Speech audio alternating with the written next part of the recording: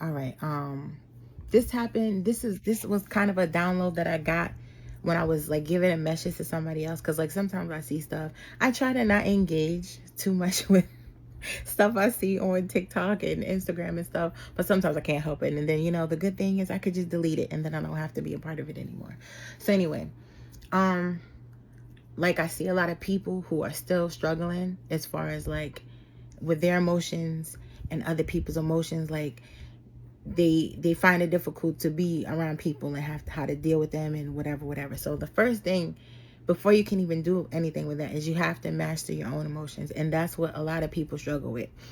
And then I see people on the internet, you know, telling people to do this, telling people to do that, and a lot of people want you to buy their programs and all that stuff. Like me, I'm just here to spread the message, and I just share what helped me.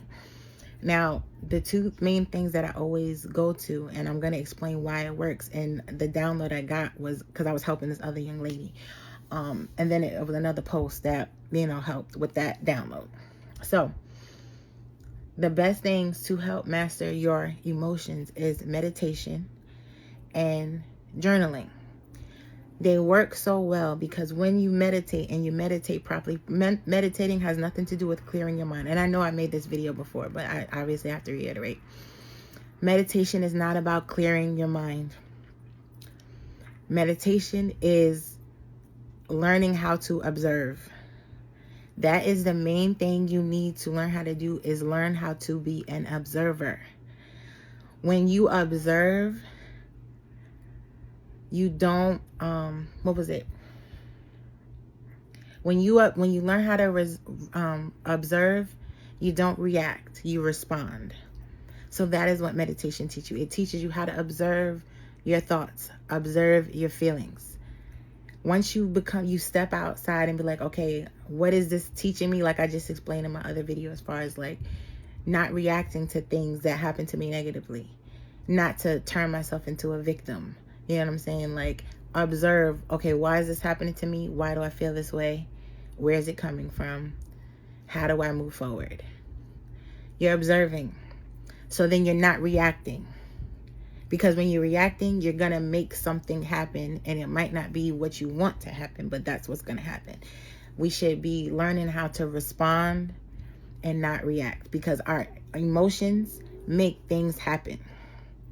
Emotions are the engine that makes things happen. That's why you use your emotions. You need to know what your emotions are. You need to have emotion, because that's how you manifest.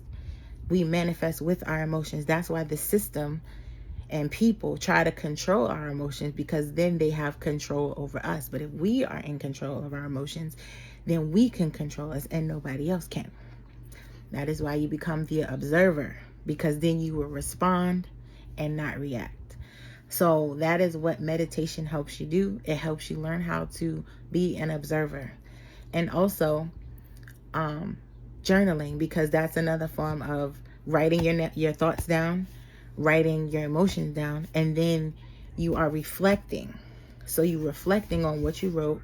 You're getting it out of your system. You're getting it out of your body. Instead of meditating, you're putting it on paper, so you can actually see it, observe it, reflect on it, and then you can properly respond instead of react.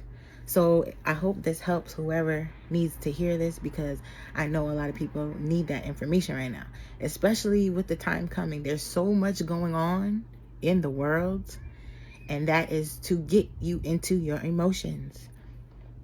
It's by design.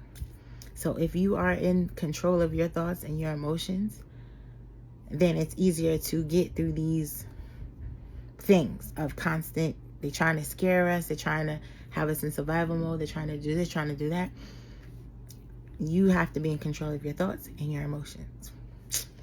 All right? Peace.